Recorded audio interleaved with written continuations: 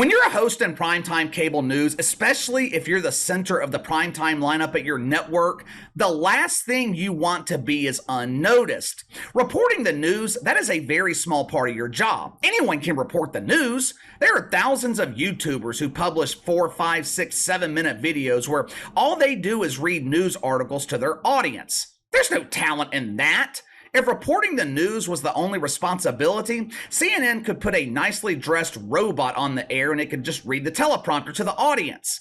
If they really wanted to make things interesting, they could program the bot to be gender confused. I don't know whether I'm a man or a woman. I choose to identify as non-binary.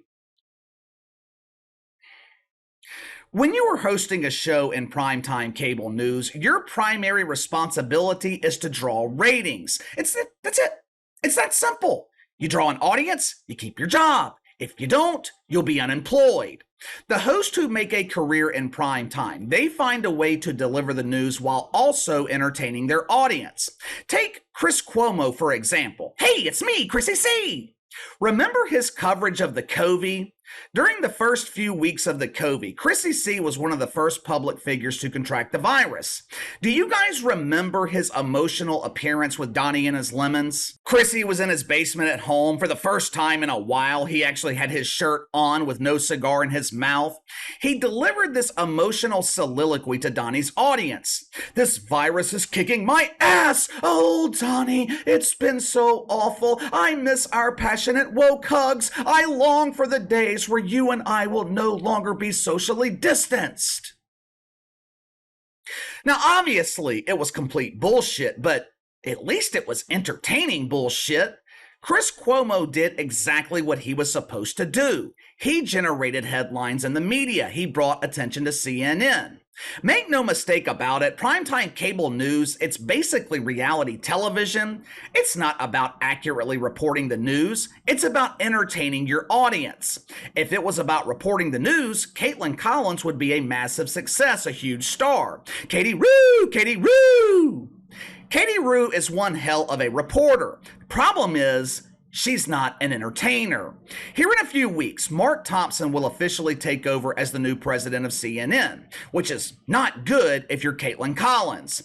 Mark Thompson was hired to save this network. To be honest with you, I think this could be the last chance for CNN. Over the last 2 years, this network has changed presidents like Joy Reid changes wigs. When Mark Thompson takes over, I would imagine one of the first areas he's going to address is the primetime lineup. Right now, CNN doesn't have one single show in the top 15 in cable news. Not cable television. Cable news. So far this month, ratings for CNN in primetime down 20% when compared to last year. For one day, though, during the month of August, something rare happened at CNN. The sky opened up. The orange sea was parted as their savior flew down from heaven. August 24th, Donald Trump arrested in Georgia. Orange man bad. Now, this was great news for the Roo-Roo, with the only person capable of drawing ratings at CNN busy getting his mugshot taken. It meant that interested viewers would be tuning into CNN to get their updates. Once again, the Orange Man was able to save CNN, at least for one night. Now, whether you love him or hate him, you have to give credit to Donald Trump here. On August 24th, the Trumper did the impossible. He managed to convince 1.5 million people to watch the insufferable, incredibly boring Katie Roo Collins. Now, the Trumper, he did his part. He delivered. For the first time since their town hall back in May, mainstream media was actually paying attention to Kaitlan Collins. She was getting noticed. Now, it was on her at this point to maintain this momentum. The week following the arrest of Donald Trump, Katie Roo, she did exactly that. She averaged 751,000 viewers in prime time. Well, Casey, that is absolutely terrible. Those ratings qualify the Roo for the upcoming huge embarrassing failure awards. I know, but you have to look at this in perspective. Before she was rescued by Super Trump, Katie Roo was only pulling 558,000 viewers. The Trumper, he was able to give her a boost of an additional 200,000. But there was a problem here, just one tiny little problem. You see, eventually the Trump arrest was going to fade away from the headlines. Eventually, Katie Rue was going to have to depend on herself to maintain her audience. Now, guess what happened once the Rue had to depend on her lack of relatability to draw an audience? Just take a wild guess.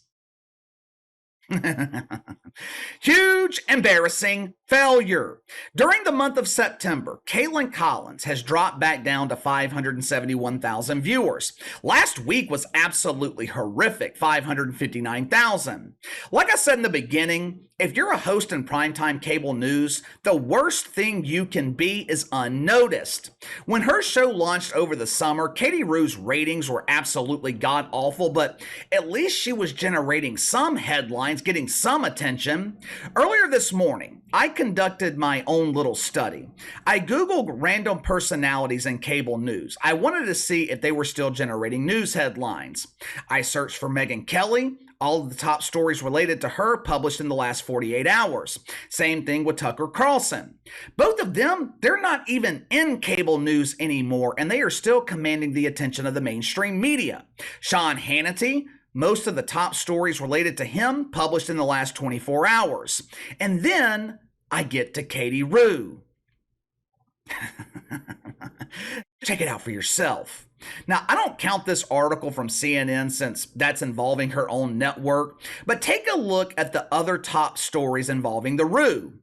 4 weeks ago. 4 weeks. What does that tell you?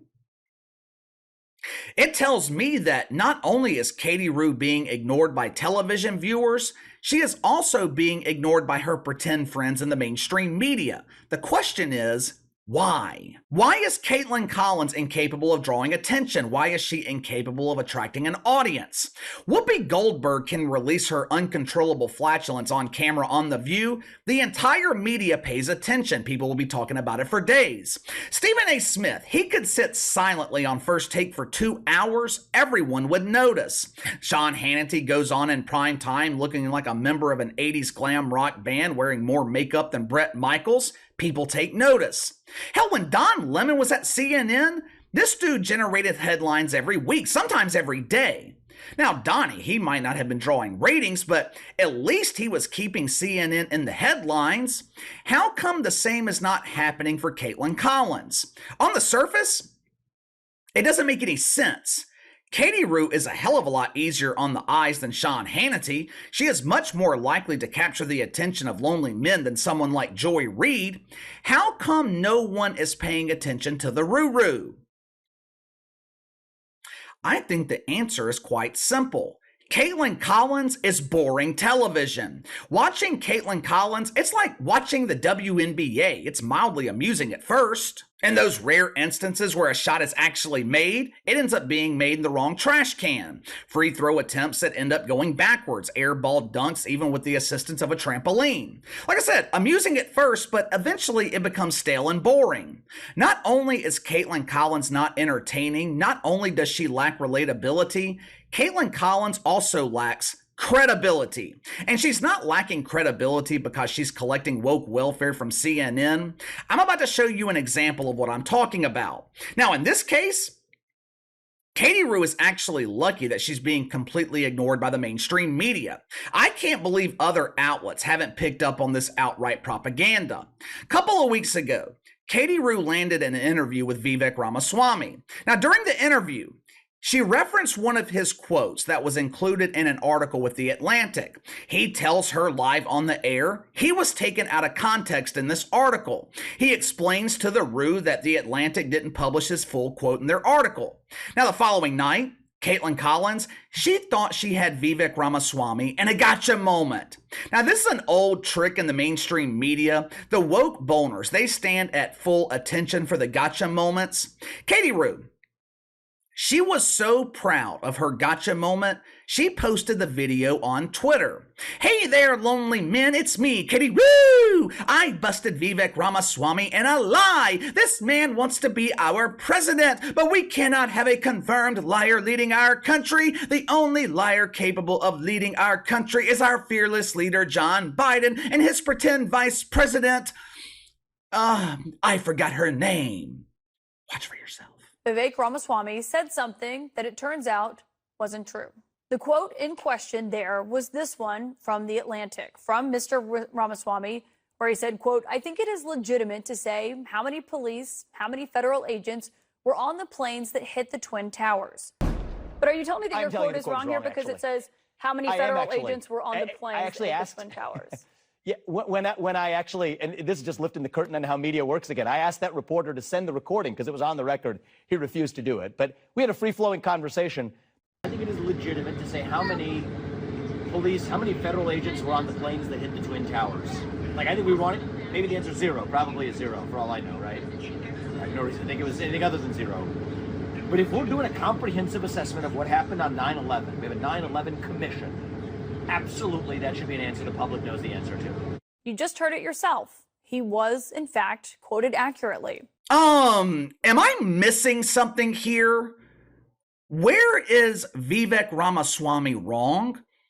He told you The Atlantic did not provide the full context of his quote, meaning they didn't print his full quote in the article. You then released the recording, which confirms that they didn't print the full quote. So who's lying here? Kaitlan Collins or Vivek Ramaswamy? This right here is exactly why people don't trust or watch CNN. This is the reason that CNN has no credibility and Kaitlan Collins has no credibility. The Atlantic, they conveniently left the part out where Vivek Ramaswamy said there was probably 0 government agents on the plane that hit the World Trade Center. How fucking convenient.